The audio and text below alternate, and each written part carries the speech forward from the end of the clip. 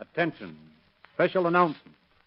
Next week, Calling All Cars will come to you at a new time on a different day, Friday at 7:30. Remember, next week, Calling All Cars on Friday at 7:30.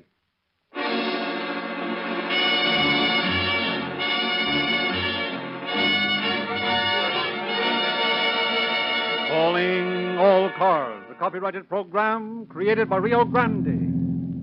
Los Angeles Police calling all cars. Attention all cars. Broadcast 252 regarding a missing person. Be on the lookout for Mrs. Daniel Markheim. Described as 5 feet 5 1/2 inches.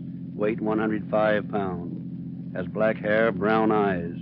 This woman has been missing from her home since July 17th. That's all. Rosenquist.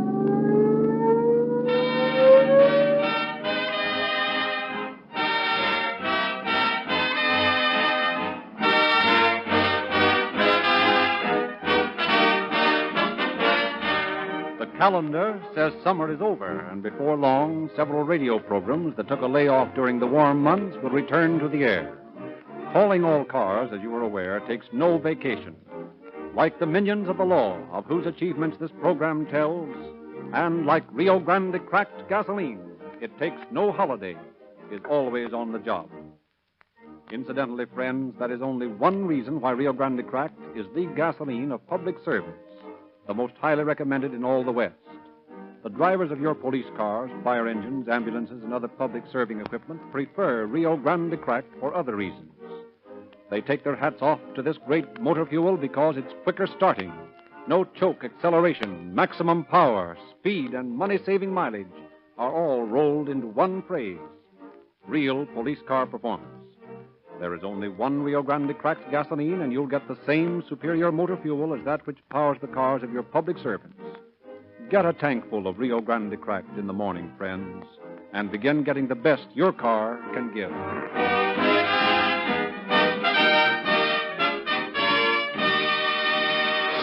The authentic facts presented in this program are on file in the Record Division of the Los Angeles Police Department. We have therefore asked Chief of Police James E. Davis to open our program. Chief Davis. Tonight's story is one of those storybook affairs that occurs in every department of law enforcement sometime or another. Because as long as men let passion rule them, there will be crimes of violence. And as long as there are crimes of violence, it will be necessary for police officers to use their wits to capture the criminal. Irrespective of the criminal's motives, his intellect, or his method, he will eventually awake to the fact that very definitely crime is not a paying proposition. Just how this fact was brought home to the man in tonight's story, we shall learn as the program progresses. I shall reserve further comment to the end of the program.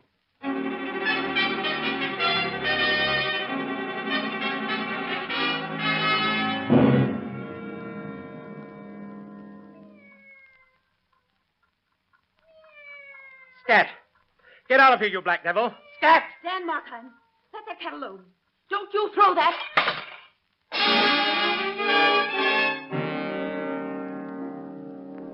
On the morning of July 17, 1932, a woman walked into the Bureau of Missing Persons in the Los Angeles Police Department.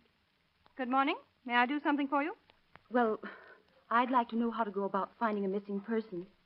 They told me in the homicide room across the hall that I'd have to come over here. Well, that depends a great deal on the circumstances surrounding the disappearance. Well, perhaps I could put it this way. If I could give you all the information you need about the person, will you have to question anybody else? Well, not if there are no criminal elements involved. Oh, I'm sure there are not. You see, I'm not even sure my sister... It's my sister I'm hunting for. I'm not even sure she has disappeared.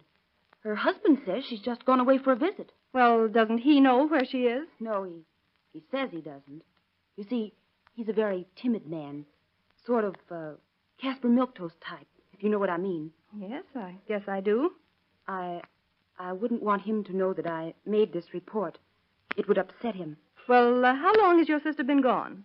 Well, it's almost 3 months now. 3 months? And you're just now questioning it? Oh, yes. You see, she's gone lots of times before without telling any of us where she was going. But, well, this is the first time she's been gone so long. Well, if you'll just give me a description of your sister, we'll get out a bulletin on it. We'll let you know if we hear anything. Oh, thank you so much. I do hope nothing's happened to her.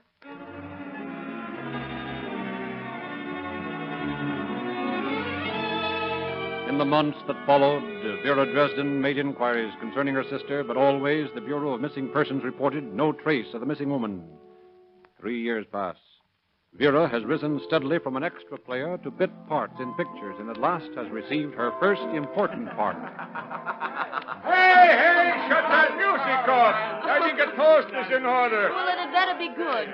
I'm just beginning to get this cowboy interested in dancing. Oh, shucks, Miss Vera. I can throw a steer a whole lot better than I can dance. You're telling me? Ladies and gentlemen, let's start over.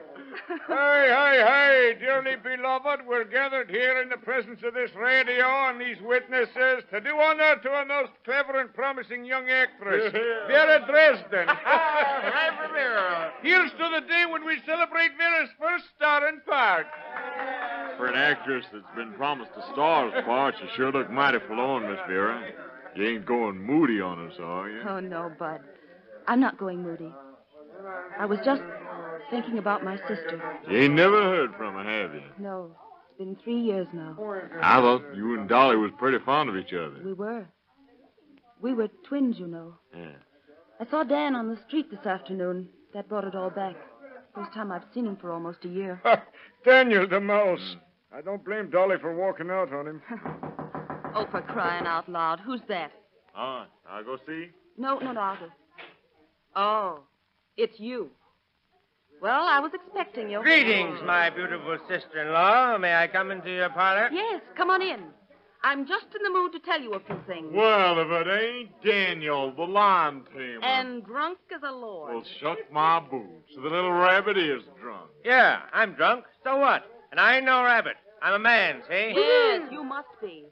If you were half a man, you'd have my sister with you, or at least know where she is. Maybe I do, sister. Maybe I do. Oh, forget it. Let's have a drink. Sure, I'll have a drink. How long have you been drinking this time? What's it to you?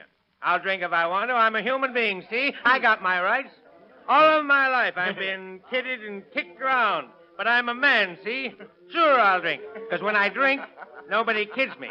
They haven't got the nerve. I'll bet you read a mean dime novel. Listen, I'll knock your teeth out if you talk to me. Oh, give him a drink. Give him a big one. All If you ever right. took candy away from a baby, I'd respect him more than I do now. Maybe I ought to hog time so we'll all be saved. Laugh, you saps. That's all you got in your empty heads is foolish ideas. Stop twiddling your thumbs for it annoys me. I'll do what I please. I said stop it! There. That's better. Much better. Now, let's have a little radio music. A little appropriate music, if we can find it. I'm going to tell you a story. Oh, shut that thing off. Quiet, you.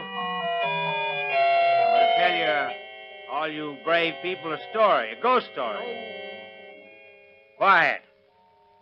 Have you ever been in an old house that creaked when the wind blew against it?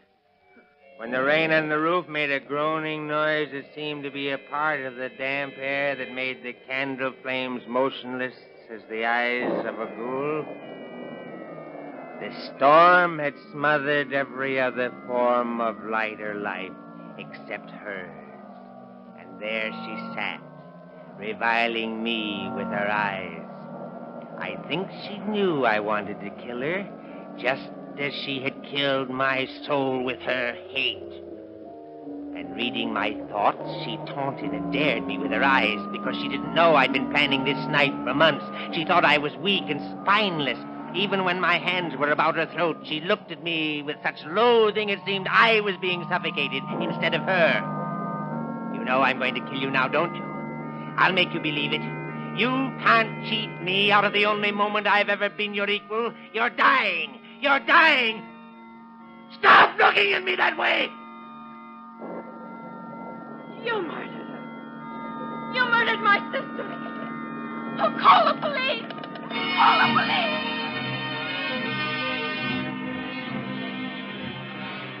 Daniel Markheim was taken into custody, lodged in the Hollywood police station. Next morning, Detective Lieutenant White and his partner Joe Page interview the prisoner. Well, there he is, boys. The tamest killer I ever saw. Hangover like that bird's got would tame anybody. About the worst third degree you could give that guy is to hold a cup of black coffee just out of his reach. Hey, you. Come on. We want to talk to you. Oh, my head. Sit up. Come on, tell us your story, and we'll give you a nice new box of aspirin. Go away. Where'd you hide your wife's body after you murdered her? Let me lie down. Oh, no, you don't. Come on, open up. Tell us where you hid your wife's body, and we'll let you lie down.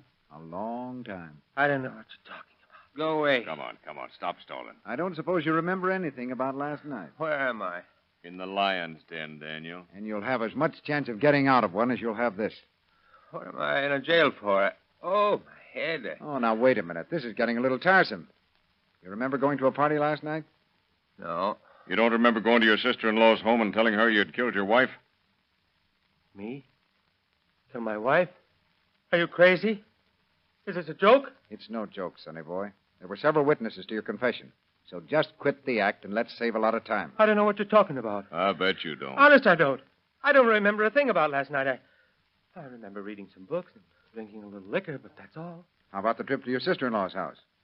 Well, I remember going there, but it's the last thing I do remember. Oh, one of those white flame cases, huh?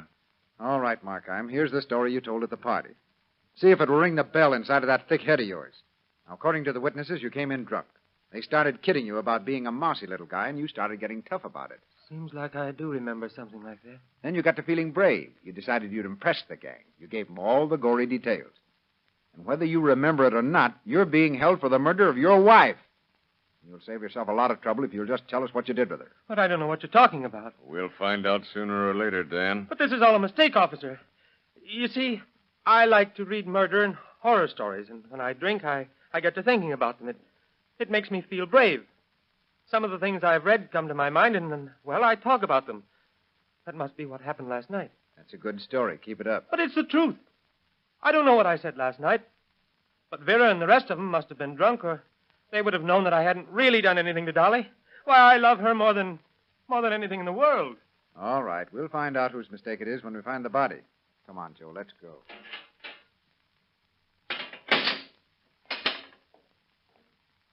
What do you make of it, John? It's about the funniest case I've ever seen. I'll bet that little runt never takes another drink as long as he lives. Do you believe his story? Sure I do. That guy's suffering from an inferiority and a frustration complex. He gets drunk to make himself believe he's a big shot and a tough guy. Here, take a look at this report. Now, according to this statement from the witnesses, this guy Markheim didn't say he killed anybody. They just put two and two together. Well, yeah, that's about all the district attorney does, but he usually gets a conviction out of it. But if anybody had ever been found to answer to that woman's description, we'd have a record of it. That dame probably walked off with the first he-man she met. She figured would beat her up regularly. All right, psychologist. Me, I'm just a plain cop that plays hunches. This may turn out to be a course in psychology for me, but I'm going to play my hunch to the limit. What are you going to do? Read a horror story or listen to Black Chapel? No, but that gives me an idea. Let's take a run out to the place where Daniel used to live before his wife disappeared. Won't do any good. What makes you think so? We haven't got any howling wind or black cats. Oh, nuts. Come on.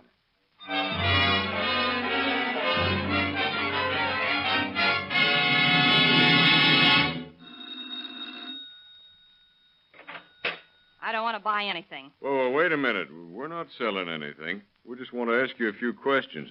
We're police officers. Police? Well, what do you want here? Now, there isn't anything to be alarmed about, lady. We'd just like to know how long you've been living here. Well, I don't see what you want to know that for. Now, why don't you tell us and don't argue about it? Well, about 3 years. And that's 3 years too long. Why, don't you like the place? No, I don't like the place. Come on inside, and I'll show you why. That's what we've been trying to do for 5 minutes. We're moving out of this dump next month. I don't want to spend another rainy season here. This place gives me the creeps. The wind howls and makes funny noises. And we can't keep the dampness out. Besides, I think the place is haunted. Well, you mean you believe in ghosts? Oh, no, I don't, but whoever lived here before we did must have. Look here. For instance, now, here's what I mean. See this button? Sure. What about it? Well, just watch the wall when I push this button. Oh, secret compartment, huh? Yes, and they're all over the place.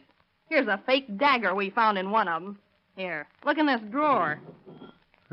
Toy guns and some old surgical instruments. And a lot of cheap detective. Huh? Detective magazine. Oh. Did you notice anything else peculiar about the house when you moved in? Oh, nothing in particular, except that it had green lights all over the place that made it look like a morgue. You say you're moving out soon? Just as soon as my month's up. About 2 weeks from now. You don't know if the house has been rented, do you? If they ever rent this barn again, it'll be a miracle. Well, thanks. You needn't talk too much about our being here. Oh, I'll keep quiet. Thanks for showing us the place. You're welcome. This is going to be good. Wait till the boys hear about your ghost killer. Go ahead and laugh, cop. You haven't heard the last one yet. Well, neither of you, Joe. Neither of you.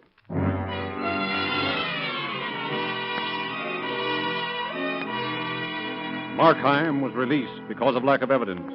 Weeks passed with Detective Page spending weary and apparently fruitless hours studying the characteristics and mental processes of Daniel Markheim. They were apparently unvaried and seemed to lead nowhere. Hello, Dan.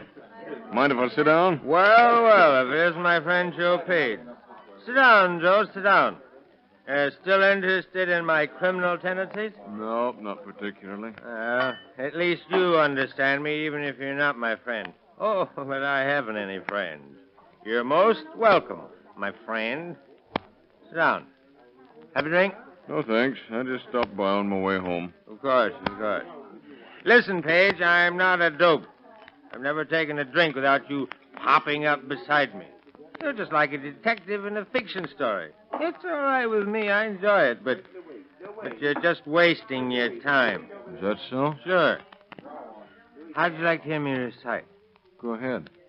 My life is but a travesty and slander on myself. I have lived to belie my nature. All men do. All men are better than this disguise that grows about and stifles them. You see each dragged away by life, like one whom bravos have seized and muffled in a cloak. Say, you're pretty good. Well, I've read that story, too. It's Markheim by Stevenson. Smart guy, aren't you, Page? Well, not particularly, but I've read a few horror tales in my time. Well, here's one you haven't heard. He was a madman, tortured by the thought that she constantly reviled him.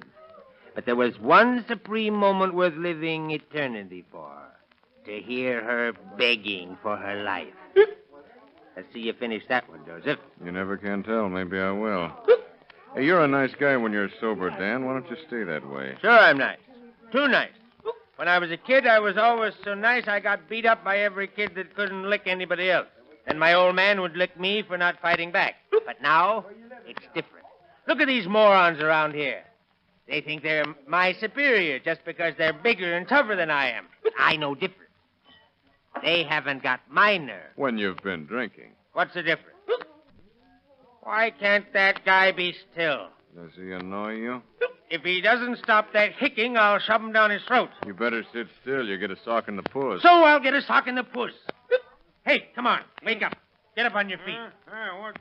What's eating you? Keep away from me before I smack you. Oh, yeah? Okay, buddy.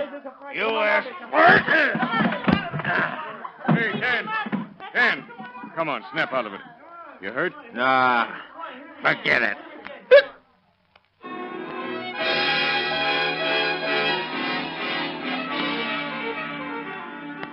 Weeks went by. Summer gave way to autumn, and autumn became winter. Other headlines grew where the story of Dan Markheim had once flourished.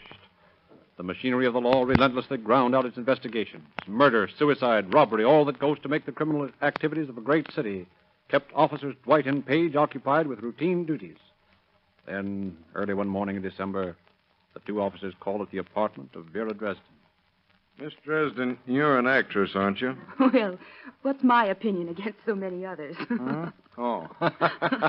Well, I mean, professionally speaking. Oh, I have hopes in that direction. Well, I don't know when I've had as tough a case as this one of your sister's disappearance, nor one that I was as sure of.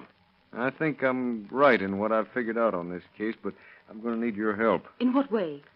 Would you be willing to try a little acting experiment along with Lieutenant Dwight here? Oh, surely. Anything I can. I understand you and your sister are twins. Yes. We were often mistaken for each other. Did she have any peculiarities? I mean, little things that might make an impression on a person? I don't exactly understand you. I think Joe means, was she in the habit of doing anything that might get on a person's nerves? Oh. Well, as a matter of fact, she did. She used to crack her knuckles. Crack her knuckles? She'd sit sort of looking straight ahead and crack her knuckles like this. Enough of that would get anybody. Anything else? Yes, she used to whistle through her teeth. I see. Did she do much reading? No, she did very little. She would just sit with that faraway look in her eyes that made you wonder what she was thinking about. I thought so. What do you mean? Nothing. Did she have any pets? Dog, cat, canary, anything like that? Now, let me see. Oh, yes, I believe she did. I believe she had a cat. What kind of a cat? I don't remember much about it. Was it a black cat? Well, yes. Yes, it was. How did you know? He's been reading a book. Have you seen that cat since your sister disappeared? Well, come to think of it, I don't believe I have. You sure you wouldn't mind putting on a little act for us? Of course not. Anything you ask. Well, thanks a lot, Miss Dresden. We'll get in touch with you later.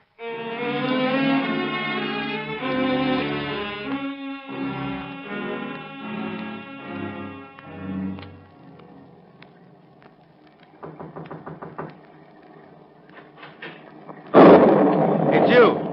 Well, come on in. At least you're somebody to talk to, and I've got to talk to somebody, even if it is a cop. You know, that's what I like about you, Dan, your friendly attitude. Found a job yet? Nope. Where do you get the dough for the liquor? I manage. Well, I've got something that might interest you. It's not a job, but knowing your queer mental quirks, I think at least you'd find it diverting. What do you mean by that? Well, I've spent a lot of evenings being entertained by you. I thought maybe I could amuse you a little. You're not afraid, are you? Well, I don't know. But here's your chance to show that you're a man without being stewed to the gills. You got the nerve, or haven't you? Sure. Why not? Well, you better get some warm clothes on. It's pretty raw outside. Well, can't we wait until the storm's over?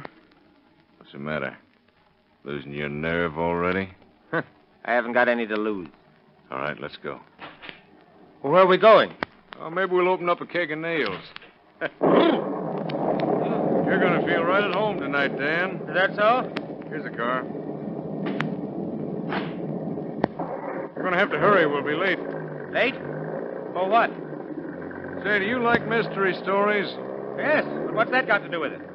I thought you might be able to help me solve one. Oh, I'm not so good at solving mysteries. Maybe you never tried.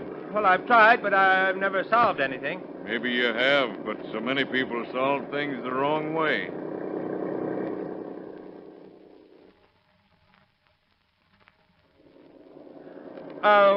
What are you bringing me down here for? You recognize the place? Why, yes, but why? Well, you told me you'd help me solve a mystery. Well, sure. Why not? Come on, let's get in out of this rain. I like the rain and the wind. I understand it. I don't. Come on. Home again. Hey, what are you going around the back way for? That's the only key I've got. Come on, hurry up. The trees still whisper the same things. The door hasn't changed a bit. Makes the same sound. All right, come on. The lights. They're just the same. Yeah. Listen. Why, it's Dolly. It's a trick. I know it's a trick. I'm sober. It's not true. Keep quiet. You remember that rocking chair? Yeah, I used to sit in it and read, and she sat over there, and, well, it's her. It's Dolly. Will you stop that? You have to make those noises? Please don't drink any more, Dan. Please don't. Well, why don't you get out if you don't like it? You know I can't go out on a night like this. Well, then stop that infernal noise. I'm reading. Storm drowned all noises. There was no sound that could be heard above the shrieking of the wind. Do you hear that? It says that right here in the book. Oh, yes, I hear it. Why do you have to read those awful stories? Because I like them, and I don't like the noises you make. I'm sorry, Daniel. I didn't mean Oh, you don't mean anything, do you? You're just another bully that despises me, aren't you? You're not strong enough to beat me, so you annoy me with your whistling and cracking your knuckles. You think I'll go away, don't you? You think I'm afraid to put you away, don't you? You think I'm too weak. You think I'm a coward. Scat! Get out of here, you black devil! Scat! Dan Markham, let that cat alone. Don't you throw that. Now, I'll tend to you. Put that down. Dan! Put that down. You can't bully me this time. Dan! There. It serves you right. Serves you right. I told you not to annoy me. No, Dolly. I didn't mean to hit you so hard. I didn't mean it. Dolly, speak to me. I didn't mean it. I just meant to scare you. Markheim, come back here. I'll tell you all about it. I'll tell you. That's not the way it happened. It was that cat. That black devil of a cat that made me do it. All right, tell us about it. Well, one day we went down in the cellar. Dolly and I. I was going to cut up some old boxes. I had a hatchet in my hand. The cat followed me down the steep stairs and nearly throwing me headlong exasperated me to madness. Uplifting an axe and forgetting in my wrath the childish dread which had hitherto stayed my hand, I aimed a blow at the animal, which of course would have proved instantly fatal had it descended as I wished. But this blow was arrested by the hand of my wife. Goaded by the interference into a rage, I withdrew my arm from her grasp and buried the axe in her brain. She fell dead upon the spot without a groan. For the love of Mike. Oh, no. That's a swell story, Markheim. Now tell the truth. What do you mean? That happens to be a quotation from Poe's story, The Black Cat. Oh, smart guy, aren't you? I told you I'd read those stories, Dan. Now suppose you tell us the truth. All right, wise guy. Come on downstairs. And you'd better switch on the light, Paige. Oh, those horrible green lights. Oh, you don't like these lights, do you, darling sister? Well, maybe you like this better. Skeleton of a dead cat. A black cat, Lieutenant. And here's another panel you didn't know about, did you? Put that gun down. Sure, I killed her. And I hid her body where you'll never find it. But I didn't mean to, I tell you. I was too much of a coward. Put that gun down. Don't come any closer, Paige. Stay where you are, all of you. I'm not too much of a coward for this. I'll show you I've got some nerve left. Oh! Well, he did it. Yeah. I didn't think he had it in him.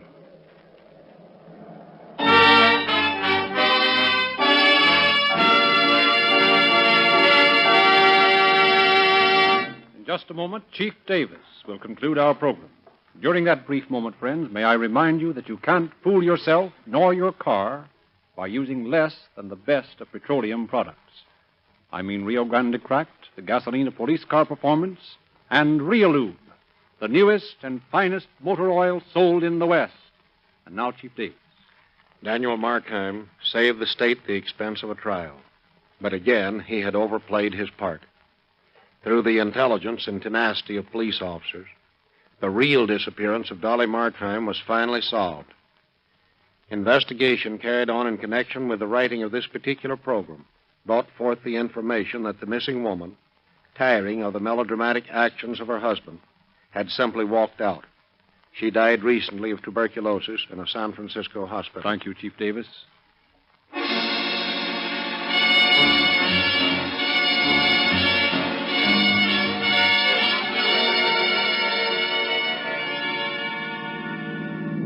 Los Angeles Police calling all cars. Attention all cars. Cancel broadcast 252 regarding a missing person. That's all. Rosenquist.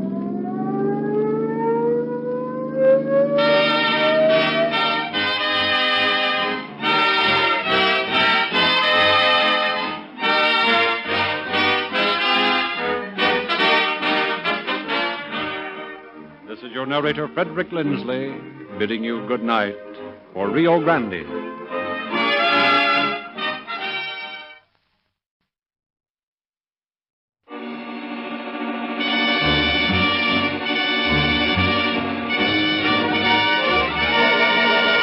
Calling all cars, a copyrighted program created by Rio Grande. Sonoma County Sheriff's Office calling all cars. Attention all cars to broadcast 253 regarding a barking dog. Investigate the trouble. That's all. Rosenquist.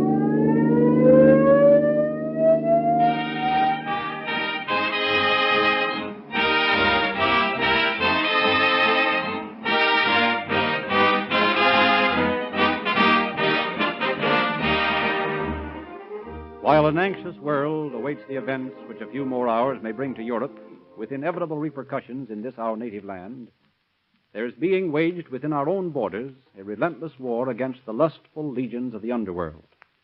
And in this oft-times mortal combat, it is the constant vigilance and perfect fighting equipment of our army of the law that triumphs over the surprise attacks of the enemies of society.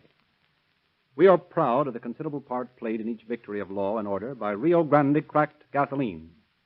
Deeply gratified are we that more police cars, fire engines, ambulances, and other public service equipment are sped on their emergency errands by Rio Grande cracked wherever it is sold than any other brand.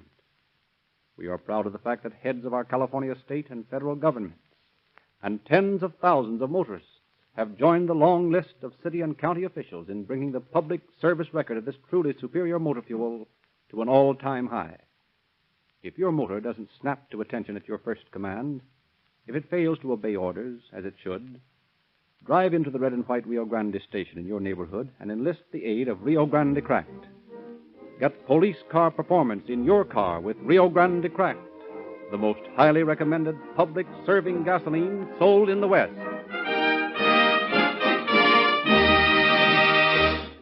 The story we are to hear tonight has been taken from the confidential files of the Sheriff of Sonoma County. It is our pleasure to present Sheriff Patterson of Sonoma County. As long as human passions remain such, we will have crime. But irrespective of how cleverly a crime is planned or how much effort is made to conceal it, a law enforcement agency will eventually bring the criminal to justice. The statement that crime does not pay has become a truism. Nevertheless, day after day, men and women scheme and try to find ways to beat a game that by its very nature is a losing one. As clever as a criminal may be, the peace officer is trained to be more cunning, and in the end he will eventually bring home to the criminal the realization that crime is a losing proposition. How this fact was brought home to the persons involved in tonight's story we shall hear as the program progresses.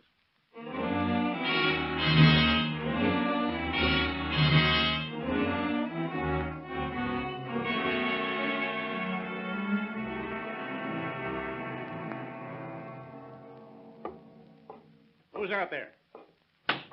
Oh, it's you. What do you got that rifle for? Hey, don't point it at me. Stop it, I tell you. Now, listen. I know you don't like me, but don't do that. You'll hang. You can't get away with anything like that. Put that gun down.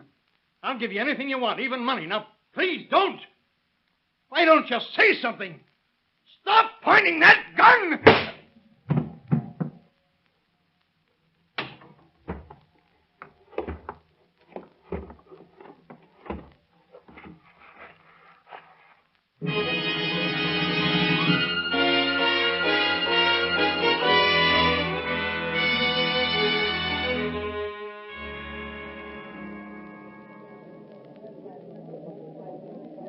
Dan, what time is it? Roughly speaking, I should say it was nighttime. All right, Dan, I want to know what time it is. What do you want to know the time for? I want to know if it's time to go home. The dance isn't over. Will you tell me All right. It's 5 after 11. Well, let's go. This place is getting on my nerves. We're anxious enough to get here. What's the matter with you tonight? There's nothing the matter with me tonight. Are you going to take me home or aren't you? Okay, where's the rest of them? Sent them out to the car. Then you knew what time it was. What do you mean by that crack? Oh, nothing. Oh, I just can't figure you out sometimes. Well, don't try to figure me out. You've got to get Rex. That's another thing. What you ever brought that dog along for, I don't know. I've got dog hairs all over me. You can get them off. It was nice of the garage man to let us tie him in here. Rex, keep quiet. Suppose he'll crawl all over us all the way home. Wouldn't mind if it was a poodle, but a police He dog. crawls over me, too, don't he? If I had my way, we'd tie him on back of the car and see how fast he can run. Now, hold still, Rex, till I get this rope untied. There. Now, get down, Rex. Get down. Get down, you, or I'll... Don't you kick him. He'll bite you. I believe the ugly cur would at that. Now, let's go get the kids from the picture show. They They won't be out until 12. Well, you'll have to go in and find them. Why don't you? They're your kids. You know my eyes aren't good enough to see anything in a dark place like that. I'm sorry I didn't let your husband bring you to the dance.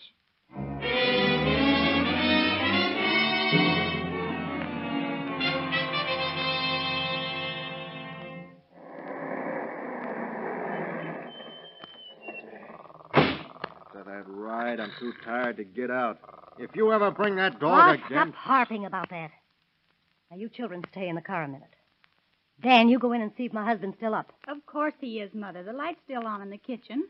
Well, go ask him to come out for a minute, Dan. Why don't you go ask him? He's your husband. Oh, do what I tell you.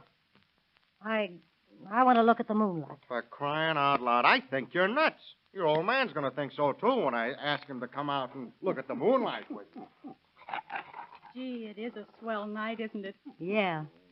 You'd better go tie up the dog, Jane. Why? Is anybody coming?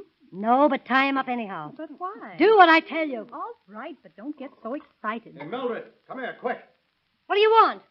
What's the matter? Come here and make the kids stay in the car. You children stay there. What's the matter, Dan? Dan, is anything wrong? Where's Mr. German? Isn't he in there? No, he's not in here. Something else is. What is it, Dan? What is it? Look, on the floor there. Oh, it's blood. Something's happened, Dan. Something terrible, I know it. What are we going to do? Guess you better look around.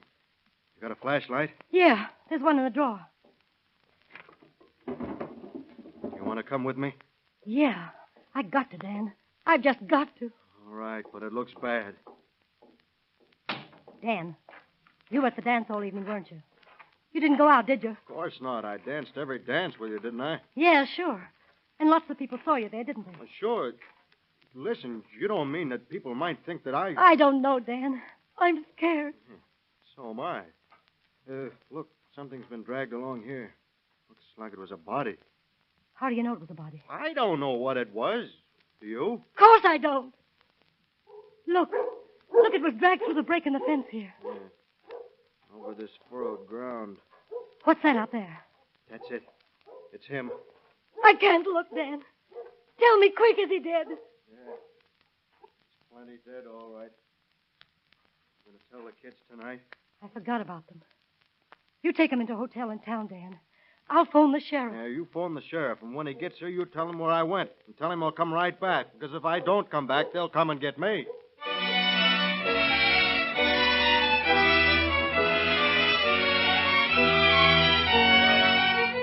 In response to a frantic telephone call from the wife of the murdered man, Sheriff Harry Patterson and Deputy Melvin Floor sped to the ranch. They were greeted by the vicious barking of the dog, Rex. Sounds like a mighty vicious dog. It's a wonder it didn't go after the killer.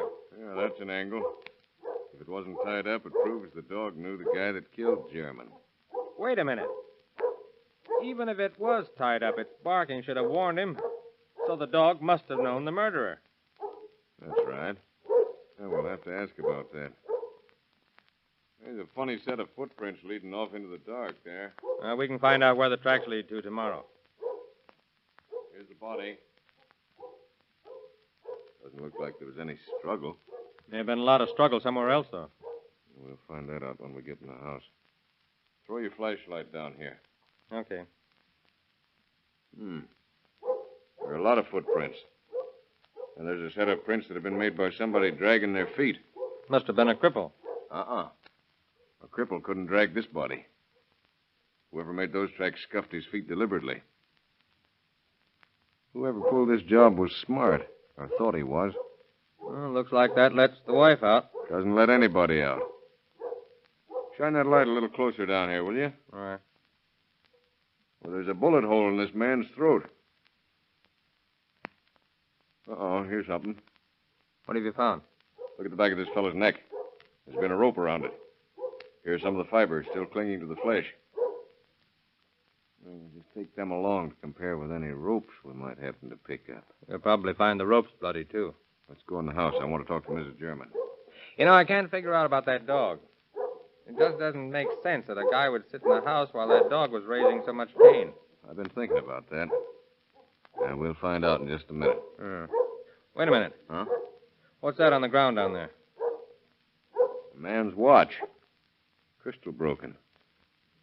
Well, we'll just take this along. Look, the hands are bent.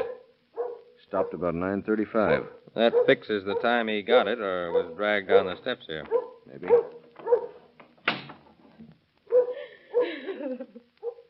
Please don't cry, Mother. Oh, we know how badly you feel about this, Mrs. German, but in order to apprehend the murderer of your husband, we've got to ask you to tell us all you can. Do you recognize this watch, Mrs. German? It's his. We found him out there. Mother, please go lie down. I'll tell them what they want to know. I'll come in to you as soon as I can. Did your father have any enemies? Not a one in the world. Have you found any signs of robbery? No. We found his wallet here on the kitchen floor, and the money's still in it. Now, just tell us everything that's happened this evening. Well, Father didn't feel like going to the dance, so Dan Phelps took Mother. He's coming back here as soon as he leaves my brother and sister at the hotel in town. We had a good time at the dance, and about 11 o'clock we left and picked up my brother and sister who'd gone to the show. Then we drove home. When we got here, we saw the light on in the kitchen, but Dad wasn't in the house. So then we started looking for him, Dan and Mother and I, after I'd tied up the dog. We'd taken him to the dance with us. So Dan found Dad out there in the field. So Mother phoned you right away, and that's everything that's happened until you got here. So, you took the dog to the dance with you? Yes. But why did you do a thing like that? He has a nasty habit of running after the car. He did it tonight, and we didn't want him to get lost. It was too late to bring him back, so we took him in the car. Now, just suppose, Miss German, that the dog had been here instead of at the dance. Would he have attacked an intruder or barked at him? The point is, he barked at us. Yeah. He didn't know us. But would he have barked at someone he knew if he'd been here? Yes. He's vicious with everyone except the family. Oh, he's vicious with everyone, huh? Jane, I'm feeling better now. What were you saying? We were asking about the dog. Understand he's a good watchdog. Yes. I'd Jane tie him up so he wouldn't bother you. Oh, so he wouldn't bother us. Well, I'm glad you did that, Mrs. German. Mighty glad. Now, Jane, will you tell us again just what happened when you got home from the dance and got out of the car? Certainly. I'll tell him, Jane. No, let your daughter tell us. Oh, go ahead, Jane. Well, Mother asked Dan to go in the house for Father, and then she asked me to tie Rex up and... So he wouldn't bother us. In other words, Mrs. German, you knew we were coming out here before you found your husband's body. You knew someone had murdered him. No, that's not true. Mother, what do they mean? That's not the way it happened, I tell you. How did it happen then? It wasn't that way. It was... Oh, I can't remember. Listen, you know plenty about this. Now tell us the truth. Who did it? I don't know. I don't know a thing about it. I don't!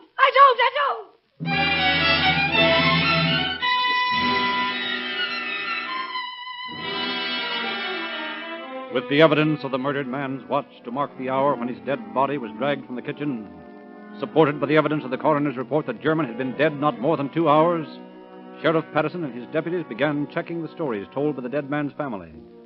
A fingerprint in blood on the kitchen door was photographed, and the deadly bullet was proved to have come from a .22 caliber rifle. Several days later in the sheriff's office, Patterson confers with Flora.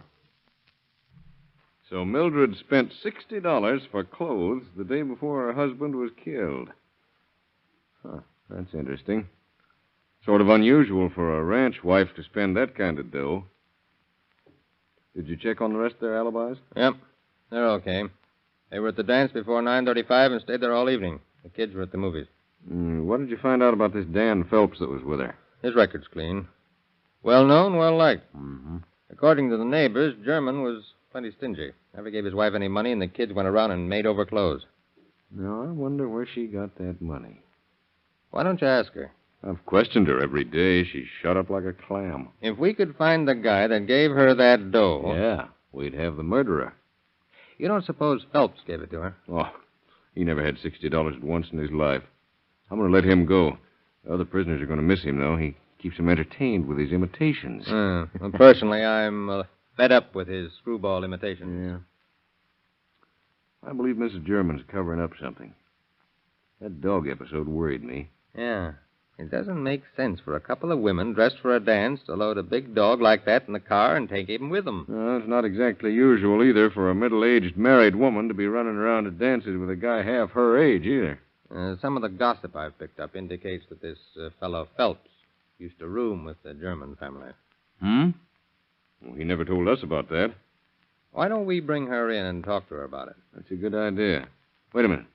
Let's put on a little act. They're both out in the next office. You go out and send Phelps in here and leave the door open so Mildred can hear us. What are you going to do? We're going to find out what's between them. Okay, that'll be something. Come in, Dan. Sit down. How do you feel? Oh, all right, I guess. Have a cigarette? Thanks. I sure need one. Phelps, I'm jailing you on more than suspicion. You can't take him. You can't arrest him. He didn't kill John. He never killed my husband. You just pulled this stunt to see if there was anything between him and me. I love him, sure I do. John German was a drunken beast. But Dan never killed him. He never did it. I swear he didn't. How do you know? You know we weren't at home when John was killed. None of us. No, not even the dog. But we'll find out who did it and why.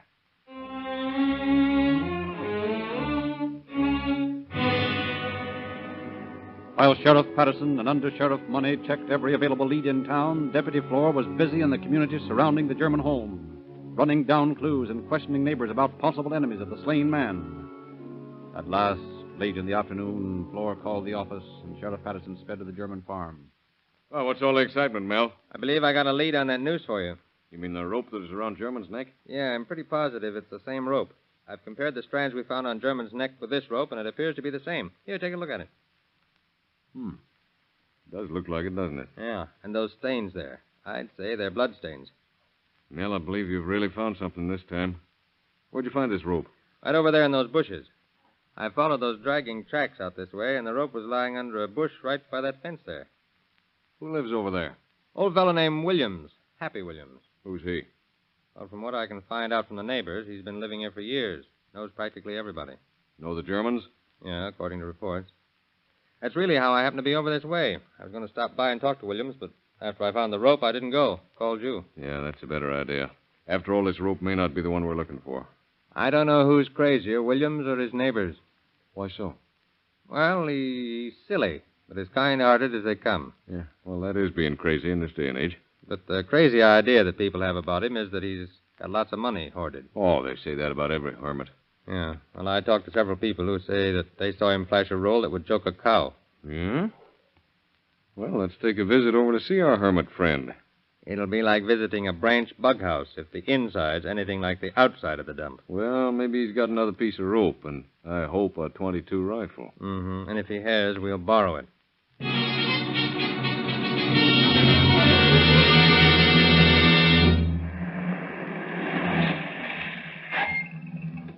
If this isn't a typical hermit shack, I never saw one. Looks even more dilapidated than I imagined it would. And that's saying something.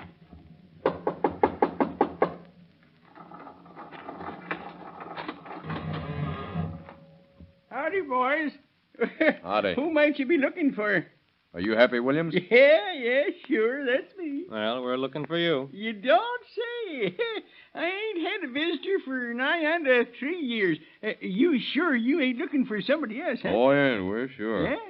Do you mind if we come in for a minute? We have a few questions to ask you. Oh, sure. Come in and make yourself to hum. Thanks. What there is of it.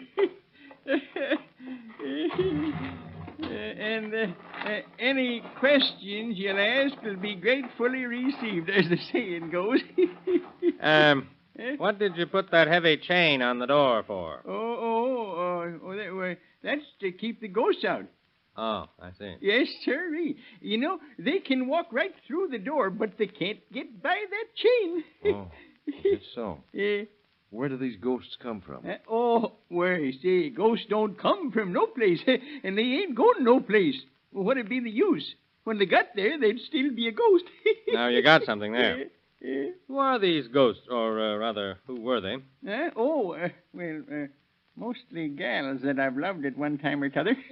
They're hunting me because I wouldn't marry 'em. They're all female ghosts? Oh, no. Sometimes their husbands come a bellyaching around. You know, you ought to have a rifle to protect yourself. Oh, no, not me. If a rifle went off, it might hurt something. Happy. Huh? Why did you give Mildred German $60 last week? Oh, is that all I give her? Huh? I should have given her more. You know, sometimes I think I'm getting to be a miser. Then you did give it to her. Yeah, sure. I give lots of people money. You want some, boys? It's right here in this box here. There you are. Just help yourself. Say, that's a young fortune. Yeah? Where'd you get all this money? Oh, I just sent for it. I got the whole stack for $1. What the... Well, this is stage money. Stage money. What's the idea of that? Well, I ain't so tempted to spend that. Listen, Happy. Yeah? Why did you kill John German? Anything for a laugh, I always say. Where's the gun you shot him with? I didn't use no gun to shoot him. Well, how'd you kill him then? Well, why don't you tell me? Maybe we will sometime, Happy. But right now we're in a hurry. We'll come back and see you some other time. All right, boys. I'll be waiting for you. So long, Happy. Well, that's running into a blank wall. Yeah, maybe we didn't run into a blank wall, Mel. Give me some more details about what people think of Happy. Well, nobody knows anything definite. They just say he's balmy, silly, nuts, and... What's the most outstanding thing they say about him? That he's harmless. Yeah? He's always telling people not to hurt anything. That's just what I've been thinking about. That's what interests me most. What do you mean? I mean, I don't think he's as crazy as he's pretending to be. People that are a little nuts can be awful smart and cunning when they want to be. You mean you think he's just nuts about the subject of not hurting anyone? That's it exactly. You mean you suspect Happy? I mean just that. Oh, I think he's completely nuts. Well, if he is, I'll be too before we're through with him. Let's get back to the office. I want to talk to Mildred German.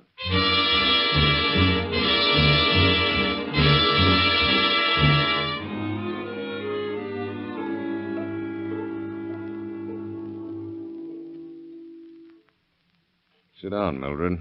What do you want? Mildred, you want the murderer of your husband caught, don't you?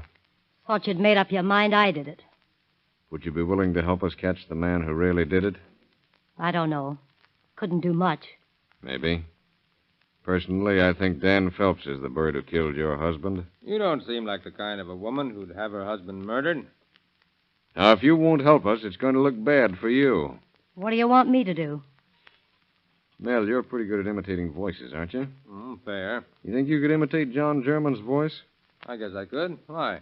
Well, tonight we're going to pay a visit to Dan Phelps' cell. If you really suspect Dan, you're nuts. Happy said he... Happy? Said he'd what?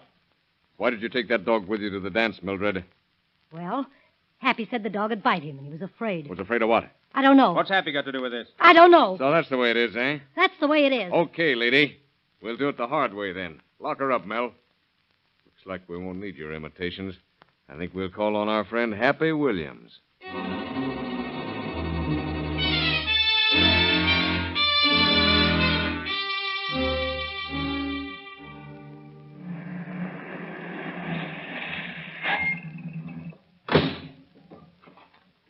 Well, here we are again, Mel. Keep your eyes open. Don't worry, I will.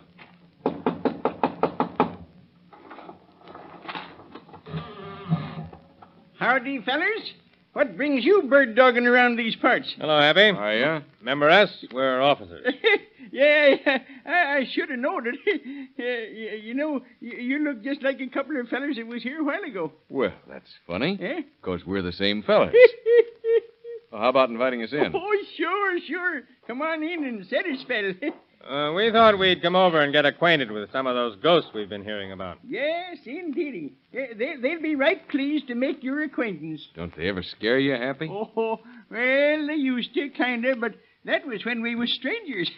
They make right tolerable company now. Don't think they'll be around tonight, do you? Huh? Or do they run on regular schedule? Oh, nope. You just look around, and there they are. There's one just went by the window, see it? Huh? Looks like a new one. Oh, yeah. Huh? Yeah, that's probably John German's ghost. John German? Oh, my goodness, when did he die? You know when, Happy. Oh, you quit your kidding now. How should I know? Where'd you hide the rifle you shot him with, Happy? Oh, now, it ain't polite to say things like that. You fellers got a wrong idea.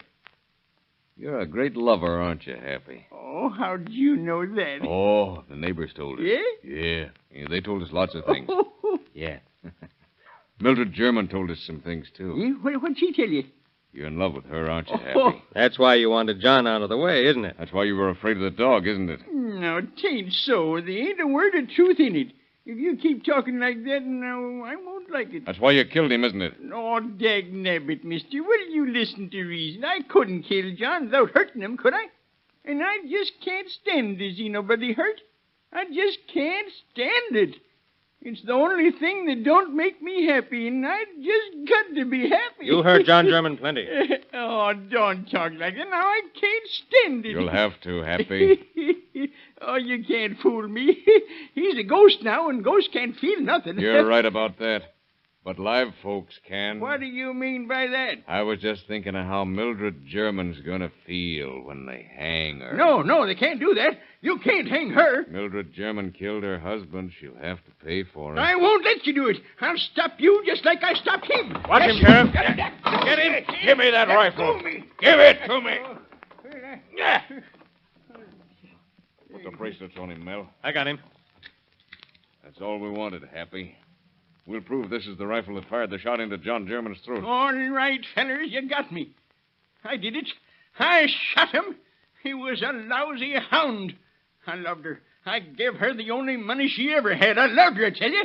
She was beautiful, yes, and she was a good woman, too. And you were just fooling us by pretending to be crazy, huh? And believing in ghosts. Yeah, sure I was. But when you said you was going to hurt her, I just couldn't stand it. Did she tell you to kill her husband? Well, she said she was going to the dance, so I told her to take the dog along. And while they was gone, I'd make my little visit. He treated her like a dog, and he died like a dog.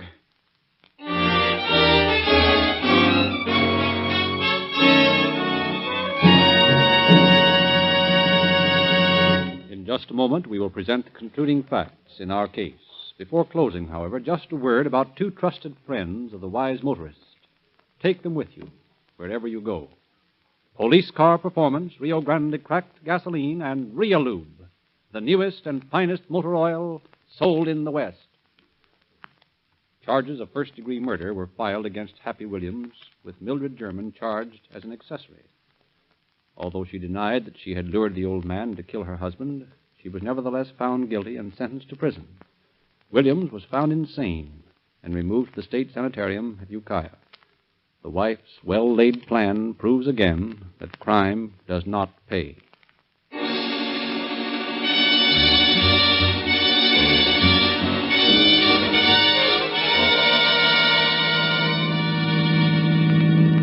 Sonoma County Sheriff's Office calling all cars. Attention all cars. A cancellation broadcast 253 regarding a barking dog. Suspect in this case is now in custody. That's all. Rosenquist.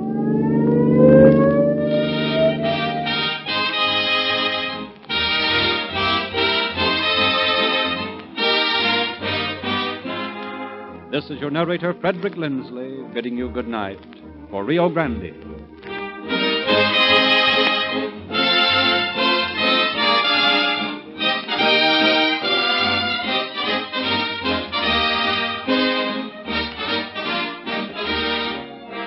Next week at this time, Rio Grande will present The Case of the Tearless Magdalene. This is the Columbia Broadcasting System.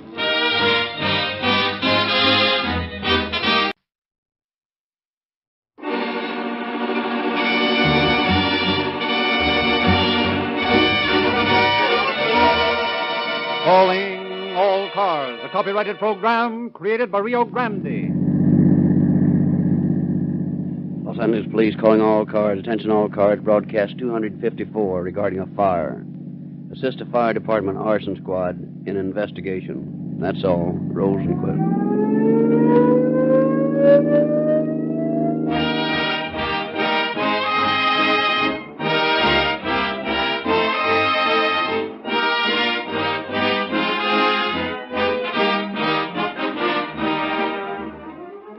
No one has a perfect memory, friends. The best of us, even you, forget things now and then. But tens of thousands of motorists never forget Rio Grande cracked when they need gasoline. Even the most forgetful of motorists are constantly reminded of this superior gasoline in so many ways that almost instinctively they turn in at the red and white Rio Grande station whenever the gas tank needs refilling. Reminded? In what ways, Dr. Lindsley? Well, a driver passes a police station on the way to work, and just seeing police headquarters reminds him of my favorite quotation, which is that Rio Grande cracked powers more police cars, fire engines, ambulances, and other public serving equipment wherever it is sold than any other brand. And the sight of a motorcycle officer or the sound of a siren reacts in the same way on a great many people.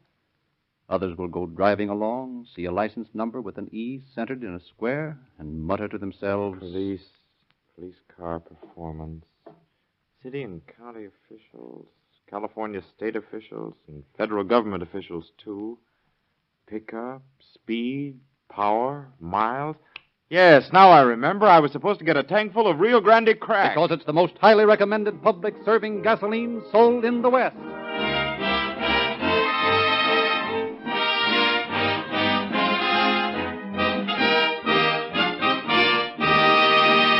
The story we're to hear tonight came from the confidential files of the arson squad of the Los Angeles Fire Department. We have therefore asked Captain Orville J. Emery to present a foreword to our program. Captain Emery. As National Chairman of the Fire Prevention Committee of the United States Junior Chamber of Commerce, I wish to commend the Rio Grande Oil Company for dedicating this program to National Fire Prevention Week. Important fire prevention facts are brought to the attention of the public during this campaign, which is sponsored by Junior Chambers of Commerce in close cooperation with their local fire departments. 10,000 people, most of them women and children, lose their lives each year by fire. Property losses have been as high as $500 million in 1 year. 80% of these fires are preventable, caused by carelessness. Arson, the deliberate setting of fire, is the most vicious of all crimes. Such fires, more often than not, resulting in death. This evening's drama is one of many types of arson cases investigated by the Los Angeles Fire Department. I shall have more to say regarding the case at the end of the program.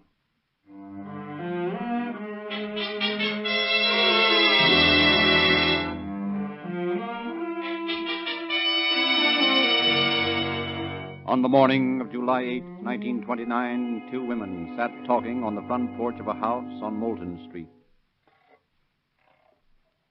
Is the baby asleep, Josephina? I don't know. Don't you think you better go look? He's all right. I'd feel much better if I knew he was all right. You'd think he was your baby instead of mine. Wait until you're a grandmother. Then you'll understand. Heaven forbid. You didn't want the baby, did you, Josephine? Why should I? That's no way to feel about your child. Well, that's the way I feel.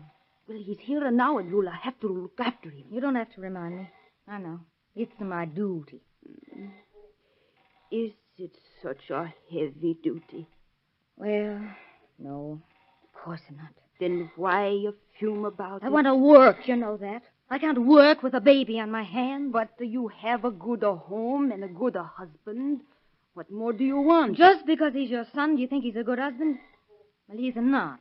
Valentin is a good boy, Josephina. He provides well for you and the baby. I'm fed up with him. You better see about the baby, huh? Oh, all right. If it'll make you feel any better.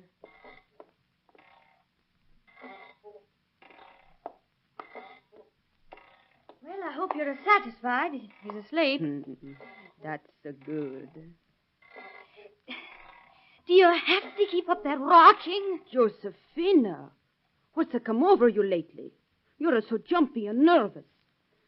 You're not like you were when you married my Valentine 2 years ago. Oh, let up on me, will you? I'm all right. I'm just tired, that's all. Why don't you go lie down, huh? Take a nap, rest a little. Oh, I'm sorry, Mama. I didn't mean to speak to you like that. I'm sort of on edge today, I guess. Have you and Valentine been quarreling again? Oh, wasn't anything. What was it about this time? I asked him for money to pay the milk bill. And what did he say? I said, just it. He didn't say anything. Oh, nothing at all. Nothing. Some night I'm going to look at that fat face of his just once too often. And I'm going to choke the daylights out of him. Josephina, you no should talk that way. Why not? Just because he's your son? You know better than that. You no should think of choking anybody to death. Well, maybe I'll shoot him. Oh, maybe. Maybe you'd better see about the baby again. Oh, he's all right. You worry too much.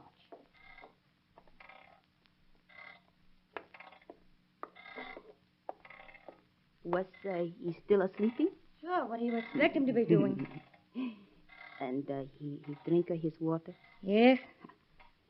Is he get plenty of sunshine? Yes, it's shining right in his face. Oh, but they shouldn't do that. That'll ruin his eyes. He's got 'em closed. Anyway, I spread a cloth over the hood on the buggy. Oh, that's all right. That's to keep the sun out of his eyes. Fire! Fire! Huh? Mrs. Sabotino! Mrs. Sabotino! Oh, Madre mia. My baby. My baby.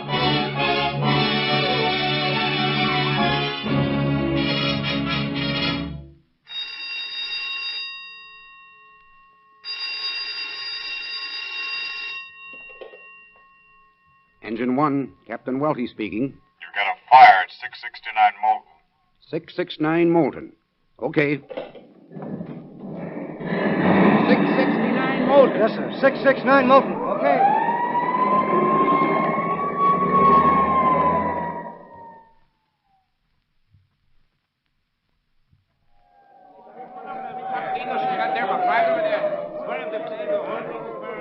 Right between those houses, boys. I think an extinguisher will do the job. Oh, my baby. Well, whose baby is this? The young woman, Mrs. Sabotino. Well, it looks as though there isn't much left for us to do. Who put the fire out? We did, this boy and myself. We poured water on the baby buggy and got that out, and we tried to put the fire out on the side of the house with the hose, but it wouldn't work. I'm afraid there isn't much we can do for the baby. Oh, it was dead when we got the fire put out. Well, if you'll give me your name, I'll make a report of this.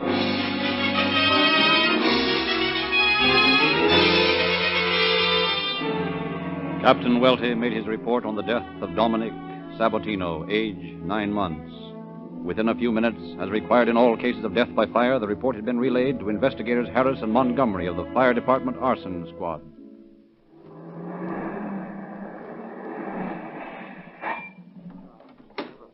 Well, Ed, this looks like the right place. Uh-huh. I see the hole burned in the side of the house. Wonder how the fire started. According to the report I got, looks like the sun struck the baby's water bottle and set fire to the buggy. Oh, well, that could happen. At least it has happened a few times. Now, don't take on so, Mama. Little Dominique's better off. Oh, how can you say that about your own baby? I'm thinking of all the heartaches he'll miss. Pardon me, but do you live here? Why, yes. Why? My name's Montgomery. I'm from the Fire Department Arson Squad. This is Investigator Harris, my partner. Arson. What do you want here? We got a report that the baby had burned to death out here. And whenever anything like that happens, we always make a complete investigation. There's nothing wrong here. Now, you don't understand. We didn't say there was anything wrong. We just want to get all the facts about the fire so we can make a report, and there won't be any trouble. Oh, my poor little Dominique. Huh? He was such a pretty baby. Who's Dominic?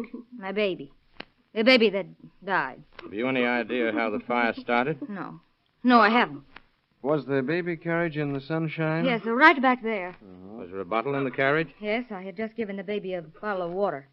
What time did you put the baby out in the sun? Well, we gave him a bath, my mother-in-law and me, and she came over and dressed the baby while I mopped up the water he spilled. Oh, you don't live in this house, then? No, I live in a little house in the back with my husband. Well, go ahead. Tell us what else you did. Well, about 5 minutes before the fire, I'd gone back to see about the baby, and he was all right. I wanted her to see if he was asleep. He was asleep. I came back and sat here on the porch with her for a few minutes. Then the man next door called me and said there was a fire. What did you do then? Well, Rosa here, she started screaming, and I ran back and pulled the baby out from between the houses. Who put the fire The out? little boy lives on the other side of us. Reuben is his name. Who called the fire department? I don't know. We were all too excited to know what to do. Has your husband been told about this? I don't know. I think one of the neighbors phoned the place where he works. Where is that? He works at one of the picture studios out in Culver City. Has your husband any enemies that you know of? No? I don't know of anybody. You and your husband get along all right? Yes? How long have you been married? 2 years in April. Well, if he comes in the next hour or so, let us know, will you? We'd like to get some information from him. All right. I will. This is a funny business, if you ask me. I was just thinking the same thing. Yeah? What makes you think so? Well, for one thing, the lack of tears on the part of that mother. The mother without tears, huh? Exactly. She doesn't act like a woman whose baby's just burned to death. Yeah, you're right about that. But you know, grief affects some people in strange ways. Maybe she hasn't had time to think of what's happened. Maybe not. But that's not much like the other members of her race. The grandmother seems to be taking it pretty hard, doesn't she? That's exactly what I'm driving at. The one who should be showing signs of grief isn't. And the one who should be the calmest is having hysterics. Doesn't make sense. Yeah, you're right about that, too. But we won't find out much around here. Let's get down to the morgue and get a look at that baby.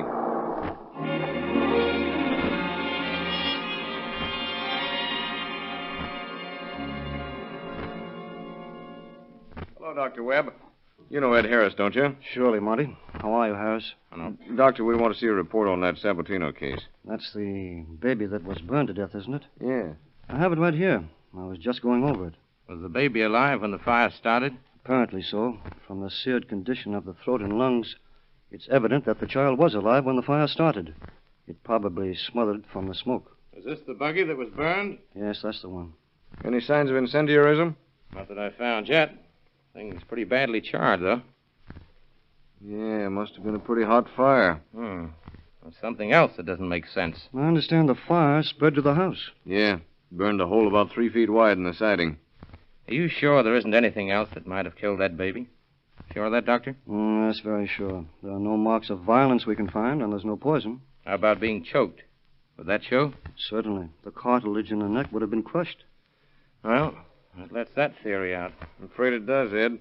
Just for luck, though, why don't we go out and have a talk with that mother again? That's an idea. Besides, maybe the father's come back.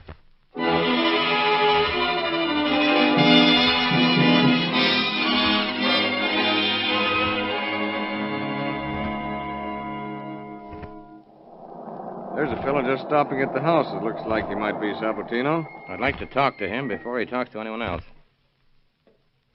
Pardon me, mister. Is your name Sabatino? That's right. We'd like to talk to you a minute or two, if you don't mind. No, not now. My baby's sick. I've got to see about my baby. You haven't seen the baby yet. No. Well, that's what we want to talk to you about. Yeah. Let's go over to the car where we won't be disturbed. Okay. You a native of this country, Mr. Sabatino? Sure. I was born in New York. Wilmington, New York. Uh-huh. And married long? 2 years. How about your wife? She born in this country? No, she was born in Italy. She came over here when she was a tiny baby, just like my little Dominique. Pretty fond of that baby, aren't you? Sure. Ever have any trouble with anybody, Mr. Sabatino? So what do you fellows ask all these questions for? Well, we're just trying to get a little information. What about? Well, there was a fire out in your neighborhood today, and we're investigating it. Oh, you're from the fire department? Yeah. Why didn't you say so? No, I haven't had any trouble. Well, that is not much. I had a fight with a couple of tough guys that have been hanging around my wife. Oh, you had a fight, did you? Sure. This fellow Frank, he tried to poison my wife's mind against me. I told him to keep away from her. I bat him in the eye. He didn't do it, and I did. Who was the other fellow? His name was Dominique. We had a fight out here in front of the house about a week ago.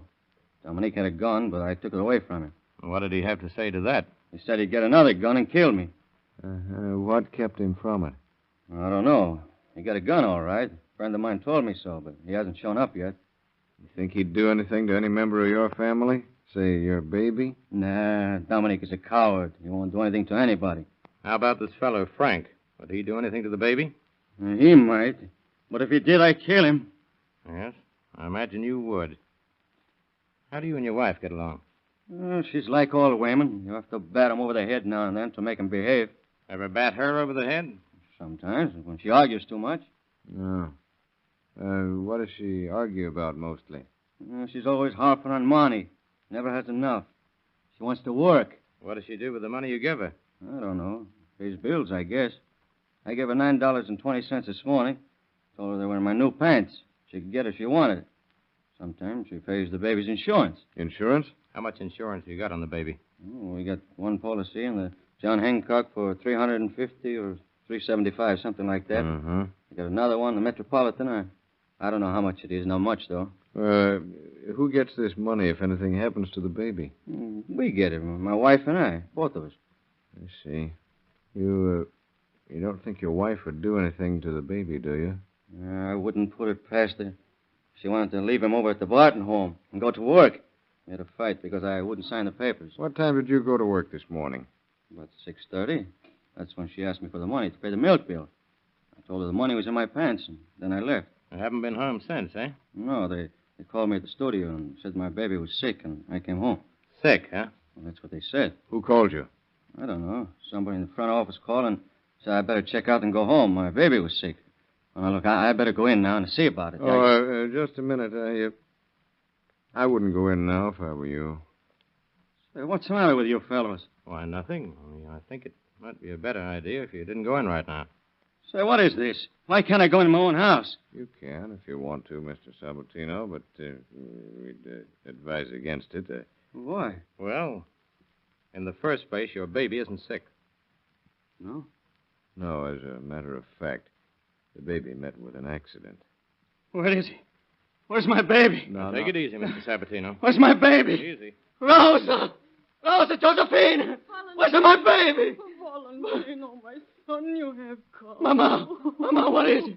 Why do you cry? Josephine, what's wrong? Tell I am Josephine. Tell me. Tell me what? What is it? Tell me. What's the matter? Little Dominique Valentine. He's, dead. No. No. Yes, Valentine. No. The baby carriage, Valentine. It caught fire. It Oh, no, burned. not my baby.